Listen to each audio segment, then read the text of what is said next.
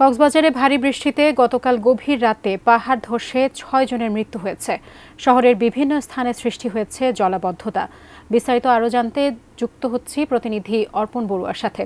অর্পণ বড়ুয়া, কি অবস্থা জানাবেন? যেহেতু ভারী বৃষ্টিতে গভীর রাতে পাহাড় ধসে ৬ জনের মৃত্যুর ঘটনা ঘটেছে এবং এই মুহূর্তে আর কোনো মৃত্যুর সংবাদ পেয়েছেন কিনা, বা জলাবদ্ধতাদের সৃষ্টি হয়েছে, এতে আসলে জনগণের ভোগান্তি কেমন দেখতে পাচ্ছেন? আমরা কিন্তু দেখতে পাচ্ছি এখনো ওখানে বৃষ্টি হচ্ছে।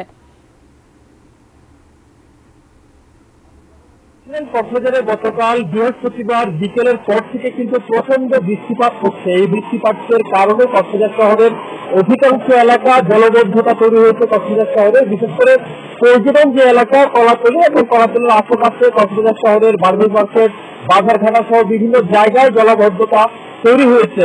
এই ভারী বৃষ্টিপাতের ঘটনায় গতকাল মধ্যরাতে স্থানীয় বাসিন্দা, কক্সবাজার সদরের ঝুলঞ্জা ইউনিয়নের ডিককুল এলাকার বাসিন্দা এবং উখিয়ার রোহিঙ্গা ক্যাম্পের 3 জন বাসিন্দা, অর্থাৎ 6 জনের মৃত্যু হয়েছে আমরা জানতে পেরেছি। ইতিমধ্যেই কক্সবাজার শহরের যে জায়গাটিতে আসলে পাহাড় ধসের ঘটনা ঘটেছে সেখানে এখানকার স্থানীয় প্রশাসন এসেছে এবং তাদের বাচ্চা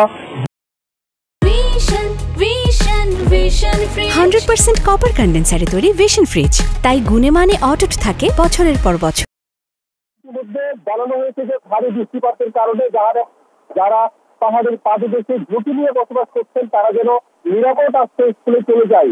পাশাপাশি আবহাওয়া অধিদপ্তরের পক্ষ থেকে, কক্সবাজারের আবহাওয়া অধিদপ্তরের পক্ষ থেকে বলা হয়েছে যে ভারী বৃষ্টিপাত পরবর্তী, অর্থাৎ গতকাল সকাল 10টা থেকে পরবর্তী 72 ঘন্টা পর্যন্ত অব্যাহত থাকতে পারে।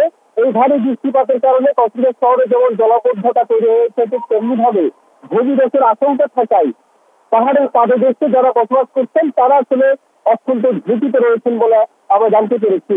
মানুষের মাঝে সচেতনতার যে বিষয়টি সেটি কিন্তু আমরা এখনো পর্যন্ত দেখতে পাইনি, যদিও প্রশাসনের পক্ষ থেকে কিছু ভলেন্টিয়ার সহ প্রশাসনের যে সকল ভলেন্টিয়ার আছে তারা কাজ করছেন। যারা পাহাড়ের পাদদেশে বসবাস করছেন তারা যাতে অন্যকে নিরাপদে সরে যায় সেই ব্যবস্থা আসলে করার জন্য প্রশাসন কাজ করছেন বলে জানিয়েছেন। কিন্তু যারা ঝুঁকি নিয়ে বসবাস করছেন তাদের মধ্যে তেমন একটা সচেতনতার যে বিষয়টা সেটি পরিলক্ষিত হয়নি বলে প্রশাসন আমাদেরকে জানিয়েছেন। পাশাপাশি আপনি নিশ্চয় জানেন কক্সবাজারের উখিয়া টেকনাফের রোহিঙ্গা শিবির, কক্সবাজারের উখিয়া টেকনাফের রোহিঙ্গা শিবিরে অনেকগুলো রোহিঙ্গা, প্রায় 10 থেকে 12 লক্ষ রোহিঙ্গা ঝুঁকি নিয়ে সেখানে বসবাস করছে পাহাড়ের পাদদেশে। সেখানে আসলে অতিবৃষ্টির কারণে পাহাড় দেশের ঝুঁকি তৈরি হয়েছে বলে আমরা জানতে পেরেছি। কক্সবাজার থেকে দুটি জন্য এখান থেকে সচেতন করেছি।